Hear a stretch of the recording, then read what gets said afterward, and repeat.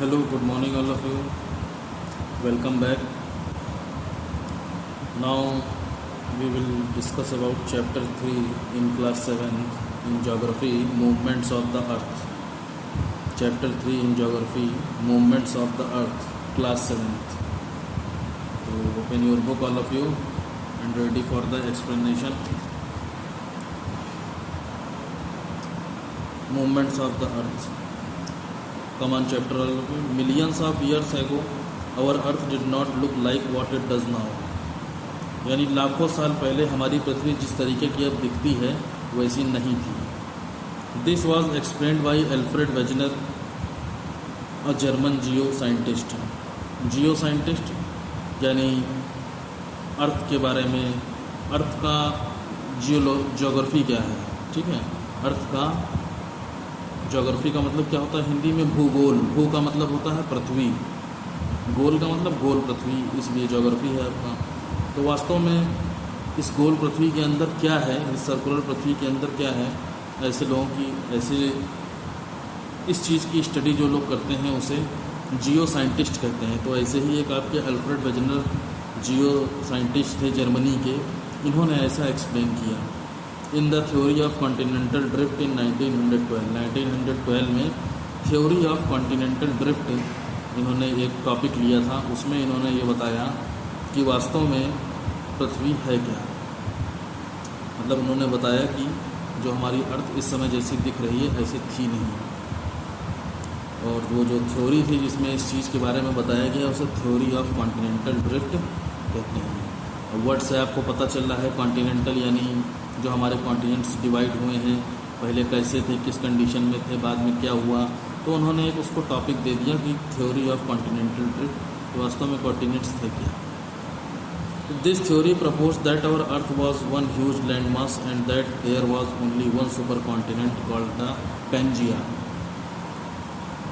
इस थ्योरी में जो पर्पस था वो ये था, जो उद्देश्य था उन लोगों का वो ये बताना था कि अर्थ जो है पहले के समय में, बहुत पहले, लाखों साल पहले, लैंड मास ज़मीन का एक बहुत बड़ा टुकड़ा था, लैंड का एक बहुत बड़ा टुकड़ा था. That there was only one super continent, जो कॉन्टिनेंट्स थे वो सब आपस में जुड़े हुए थे और केवल एक बहुत बड़ा महाद्वीप था, सुपर कॉन्टिनेंट था, जिसे पेंजिया के नाम से जाना जाता है. यानी पृथ्वी जो हमारी अर्थ है अब 7 कॉन्टिनेंट्स में बटी हुई है. पहले ये 7 कॉन्टिनेंट्स नहीं थे, पहले केवल एक कॉन्टिनेंट था जिसे हम सुपर कॉन्टिनेंट पेंजिया के नाम से जानते हैं. फिर क्या कह रहे हैं? With the passage of time the Pangaea broke into 2 separate land masses. जैसे जैसे समय गुजरता गया ये जो पेंजिया लैंड थी ये टूट गई 2 लैंड मासेस में, 2 टुकड़ों में ज़मीन के बट गई, जिसके नाम लॉरेशिया और गोंडवाना लैंड रखे गए. Over a period of time, फिर से समय बदलता रहा. These 2 land masses began to disintegrate. ये 2 लैंड मास जो बड़े बड़े लॉरेशिया और गोंडवाना लैंड बने थे ये फिर से टूटे. Further into different land masses, अलग अलग टुकड़ों में, ज़मीन के टुकड़ों में बट गए. दिस डिसइंटीग्रेशन, इनका ये जो टूटना था, एंड मूवमेंट, और जो इनमें मूवमेंट हुआ यानी ये धीरे धीरे जब आगे बढ़े, continue till the earth reach its present day position, और तब तक बढ़ते रहे जब तक कि आज की जो स्थिति है, आज की जो पोजीशन है उसमें अर्थ नहीं आ गई. The given figure of the continental drift shows the different stages of the drift. अब नीचे आपको पेज नंबर 119 पे जो 3 फिगर दिए गए हैं उसमें ये आपको बता रहे हैं कि किस तरीके से हमारे जो कॉन्टिनेंट थे वो पहले आपस में जुड़े हुए थे, फिर धीरे धीरे टूट करके आज की प्रेजेंट डे की पोजीशन में वो आ गए हैं. Let us learn more about this movement of land masses. अब लैंड मासेस में जो ये मूवमेंट हुआ यानी कॉन्टिनेंट्स कैसे इतनी दूर दूर चले गए, इनके बारे में हम इंफॉर्मेशन देखेंगे.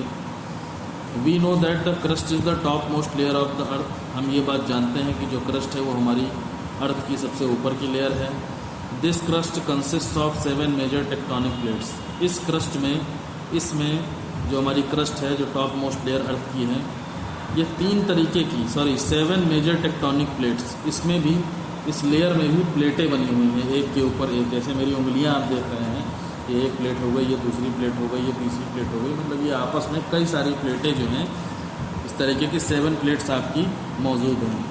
These plates are the Pacific plate इनके नाम है Pacific plate, North American plate, South American plate, Eurasian plate, African plate, Indo Australian plate and Antarctic plate. These plates are continuously moving. ये प्लेट्स लगातार जो है अंदर ही अंदर मूव करती रहती थी।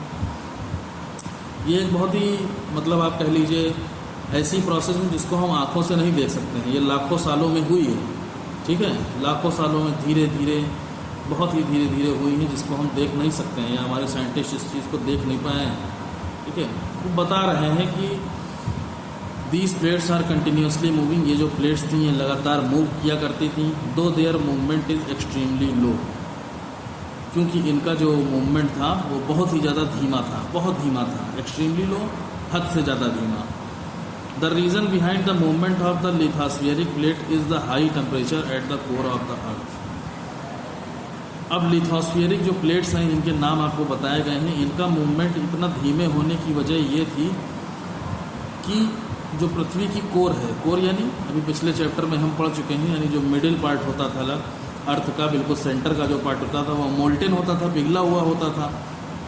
तो उसमें जो है आपका टेम्परेचर बहुत ही ज़्यादा हाई होने की वजह से और उसमें जितने भी मटेरियल हैं वो सब पिघले होने की वजह से इनका जो मूवमेंट है बहुत ही धीमे धीमे होता था। The heat generated by the core की वजह से बहुत ज़्यादा हीट जो है मिलती थी। Make the tectonic plates move away और सम क्लोजर, जिसकी वजह से जो टेक्टोनिक प्लेट्स जिनके नाम आपको ऊपर दिए गए हैं ये मूवमेंट करती थी या फिर मूवमेंट होकर दूर भागती थी या फिर पास आती थी, ठीक है। जैसे अभी घर में अगर आप अपने घर में टब में पानी ले लें, बाथ टब जो आपका होता है, और उसमें हम घर की 2 प्लेटें डाल दें स्टील की, ठीक है, और वाटर को हम जो है खुद ऊपर से ना हिलाएं, उसके पानी के अंदर हाथ डाल के नीचे से अगर हम पानी को हिला दें तो जो 2 प्लेटें ऊपर आपने डाल रखी हैं वो या तो आपस में लड़ेंगी या फिर दूर भागेंगी, ठीक है। ऐसा ही समझ लो अर्थ के साथ होता था। नीचे जो मोल्टेन मटेरियल कोर का था वो जब हिलता था, ठीक है, मटेरियल को जब प्रेशर की वजह से, टेम्परेचर की वजह से उस मटेरियल में जो कोर के अंदर मोल्टेन मटेरियल आपका मूवमेंट करता था, तो उसके साथ साथ ये जो आपकी प्लेट्स हैं ये भी इधर से उधर भागती थी। अब देखिए प्लेट मूवमेंट के बारे में। There are 3 types of plate movements. 3 तरीके के प्लेट मूवमेंट्स होते हैं, कन्वर्जेंट, डाइवर्जेंट एंड ट्रांसफॉर्मर। कैसे? Convergent plate movement, it occurs when 2 tectonic plates move towards each other. इस तरीके का मूवमेंट तब होता था जब 2 tectonic plates move towards each other, जब एक दूसरे की तरफ बढ़ती थी, एक दूसरे की तरफ जब पास में आती थी, नियर होती थी, तब इसे टेक्टोनिक प्लेट्स का कन्वर्जेंट प्लेट मूवमेंट कहा जाता है। And collide due to the forces of compression. अब जब आपस में आके मिलती थी तो फोर्स होता था, फोर्स जब ये आपस में लड़ी तो फिर ये ऐसे ऐसे भागती थी, ठीक है, प्लेटें उस समय पुराने समय में। कोलाइड का मतलब फिर से अलग होना।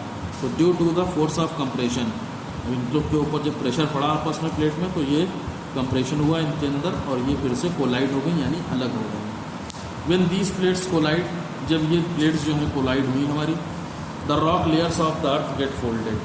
तो जो रॉक की लेयर्स बीच में होती थी, इनके बीच में, प्लेट्स के बीच में जो रॉक्स की लेयर होती थी, ये क्या करती थी, ऊपर की तरफ भागती थी, ठीक है। जैसे 2 प्लेट्स आपस में ये आ रही हैं, ठीक है, मान लो नॉर्थ अमेरिकन प्लेट और पैसिफिक प्लेट आपस में मोल्टेन मटेरियल की फोर्स और टेम्परेचर की वजह से जब पास आएंगी तो इनके बीच में जो चट्टानें होती थी ये ऊपर की तरफ भागती थी, ठीक है। जैसे बीच में मटेरियल है हमारा, ये ऐसे मान के चलिए आपका बीच में जो हमारा मूवमेंट है मटेरियल का वो ऊपर की तरफ भागता था मूवमेंट, ठीक है। इससे हमारी रॉक्स वगैरह जो आज आप देख रहे हैं वो इसी की वजह है। जो माउंटेन्स इतने बड़े बड़े खड़े हो गए हैं ये इसी की वजह से हैं। जब प्लेट्स नीचे से टकराएं तो उनके बीच की जो ज़मीन है वो ऊपर की तरफ भागने लगी, ठीक है। इससे हमारे बहुत सारे माउंटेन्स बने, अभी आगे पढ़ेंगे इसमें।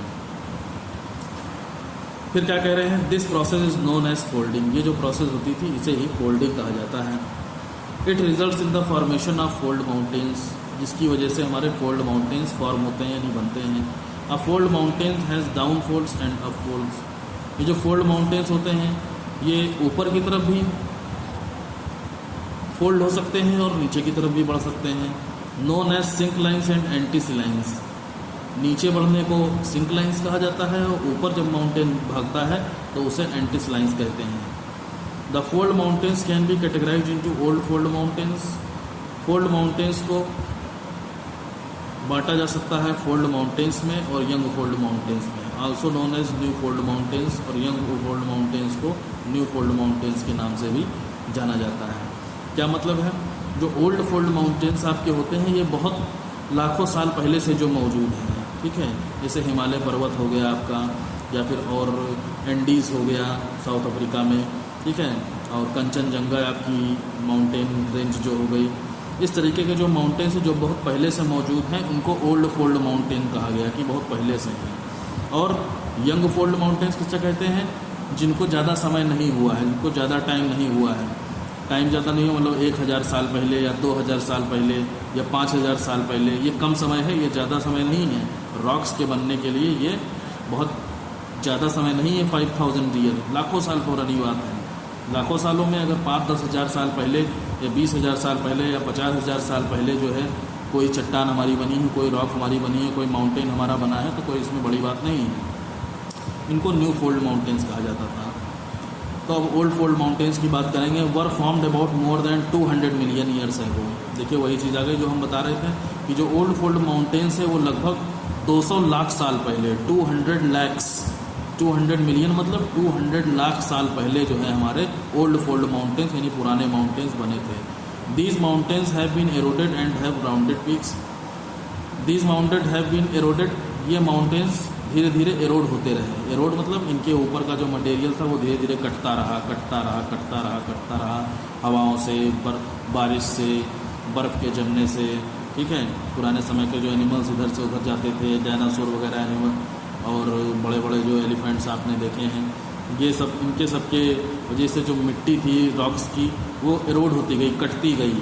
एंड हैव राउंडेड पीक्स, और इनके जो पीक्स थे वो राउंड होते गए। पहले तो पीक होते थे, फिर जब धीरे धीरे ऊपर से मिट्टी कटती रही तो ये फ्लैट होते गए, छोटे होते गए माउंटेन आपको, ठीक है।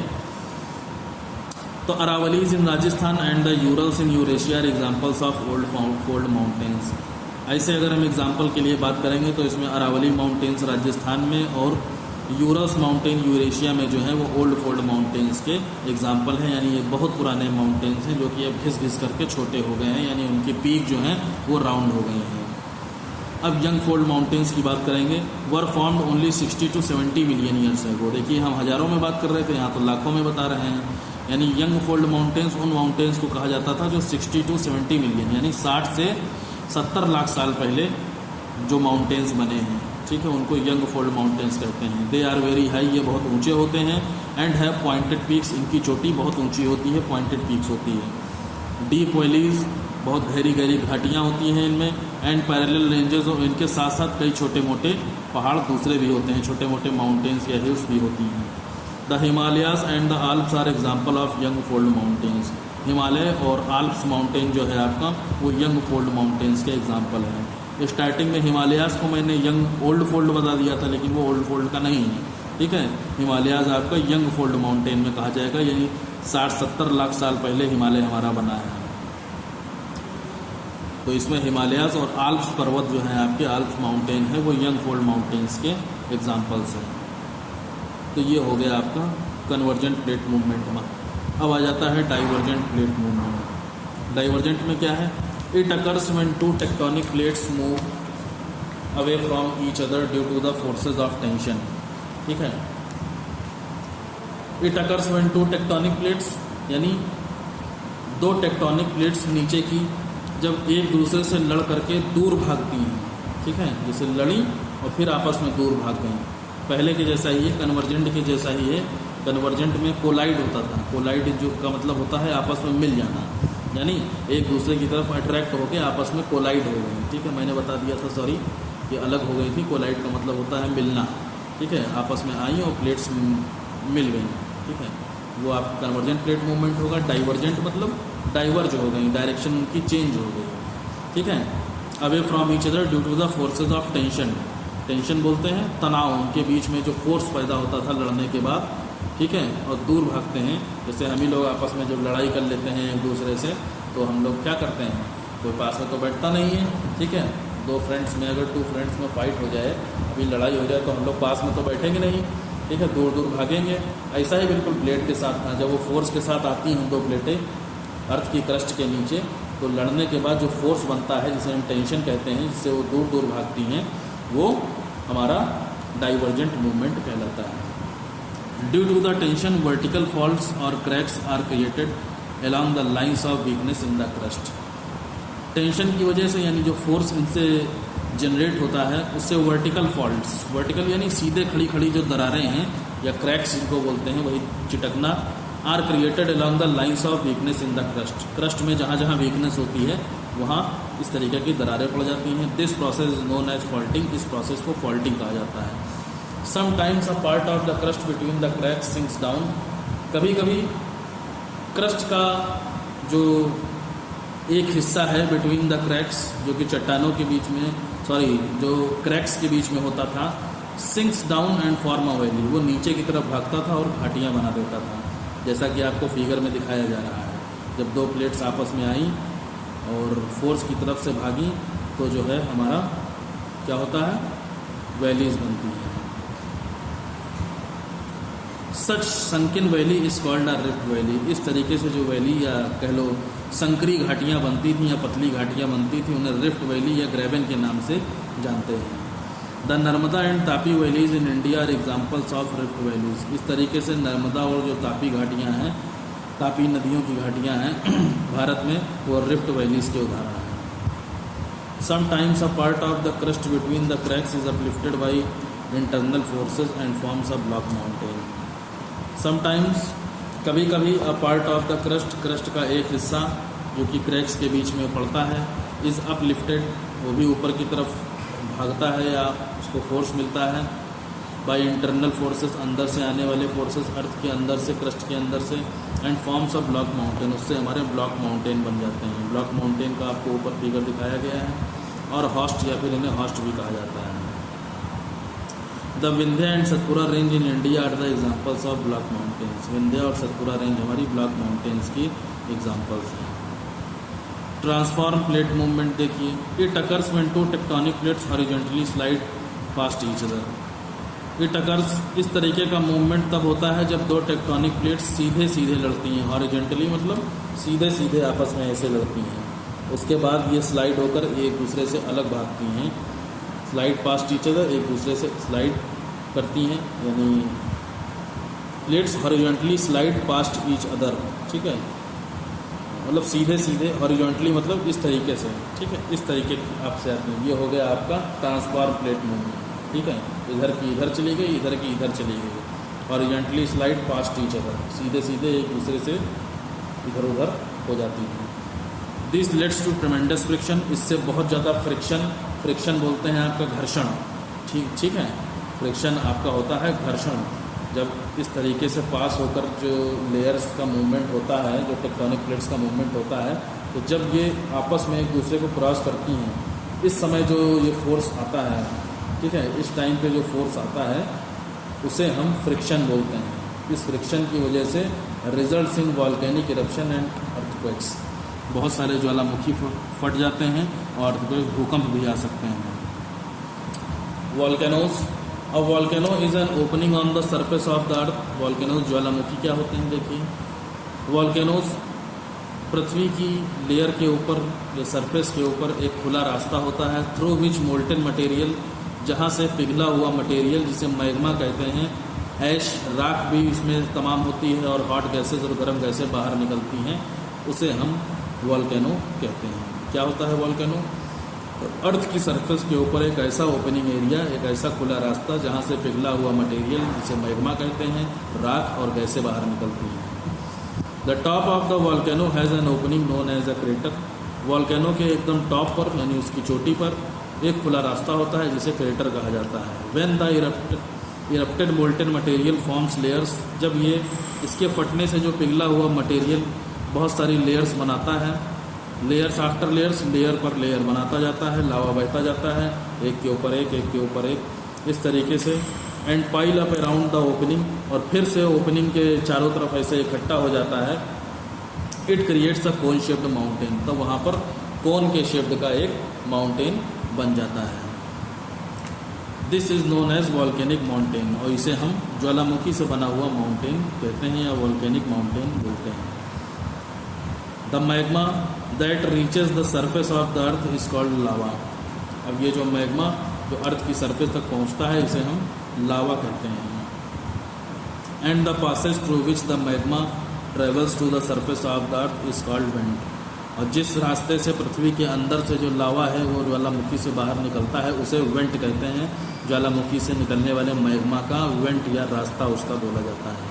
ठीक है, जो ऊपर का मुंह होता है उसे क्रेटर बोलते हैं, और जैसे ये आपका ज्वालामुखी है, ठीक है, ये मान लीजिए आपका ज्वालामुखी है, ठीक है, ऐसे ज्वालामुखी तो होते हैं, आपने देखा होगा शेप, ठीक है। और जो बीच में आप पेन देख रहे हैं, यहाँ से लावा ऊपर की तरफ भागता है, और ये मान लो इसका माउथ है जहाँ मेरी दोनों उंगलियाँ हिल रही हैं, तो इस माउथ को हम क्रेटर कहते हैं। और जो पेन वाला जो आपको रूट दिखाई दे रहा है, यहाँ से लावा ज़मीन के नीचे से ऊपर की तरफ जब भागता है तो इसे हम वेंट बोलते हैं, यानी लावा के बाहर निकलने का रास्ता, ठीक है। ये आपका जो है वेंट कहलाता है। This is known as volcanic eruption, और इसी प्रोसेस को हम ज्वालामुखी का फटना कहते हैं या वॉल्केनिक इरप्शन कहते हैं। Volcanic eruptions can be explosive as well as quiet. ज्वालामुखी ये जो फटते हैं ये इनमें विस्फोट हो सकता है। एक्सप्लोसिव मतलब जोर की आवाज़ के साथ फटना, विस्फोट भी हो सकता है एज वेल एज क्वाइट, या फिर शांति से भी निकलता रहता है लावा, कभी कभी फटते नहीं हैं। न्यूज़ चैनल जो डिस्कवरी चैनल है, नेशनल ज्योग्राफिक चैनल पर आप लोग कभी कभी देखते होंगे, लावा के सीन या दिखाते हैं, उनके प्रोग्राम दिखाते हैं, तो ज्वालामुखी से बहता हुआ लावा शांति से निकलता रहता है, उसमें कोई विस्फोट नहीं होता है, कोई एक्सप्लोजन नहीं होता है पटाखे की तरह। तो ये वही कह रहे हैं, कभी कभी फटने की आवाज़ भी आती है और कभी कभी शांतिपूर्वक लावा निकलता रहता है। इन एन एक्सप्लोसिव इरप्शन, आवाज़ के साथ जब कभी विस्फोट होता है या ज्वालामुखी फटता है, लावा ऊजेज आउट, तब लावा बाहर निकलता है। At a point through a narrow vent, एक पतले रास्ते से वो बाहर की तरफ भागता है। Whereas in a quiet eruption, जो शांति से ज्वालामुखी जब फटता है, लावा उसमें क्या होता है, lava comes out through a several narrow vents. Lava जो है अलग अलग जो छोटे मोटे रास्ते ज्वालामुखी में बन जाते हैं उसमें से बाहर निकलने लगता है। And spreads over a large area, और बहुत सारे एरिया में ज्वालामुखी के आसपास फैल के इधर उधर चला जाता है। फॉर्मिंग वॉल्केनिक प्लेटूज, जिससे ज्वालामुखी के पठार बनते हैं, प्लेटूज बनते हैं। The Deccan प्लेटू in India is an example of volcanic प्लेटू। India में जो डक्कन प्लेटू है वो वॉल्केनिक प्लेटू यानी ज्वालामुखी के पठार से बना हुआ प्लेटू है। टाइप्स ऑफ वॉल्केनोज, वॉल्केनोज कितने प्रकार का होता है? Volcanoes, there are 3 types of volcanoes. 3 types के आपके वॉल्केनोज होते हैं, एक्टिव, डोरमेंट एंड एक्सटिंक्ट। कैसे? An active volcano is the one that erupts frequently. Active volcano उसे बोलते हैं जो बहुत ही जल्दी फटता है।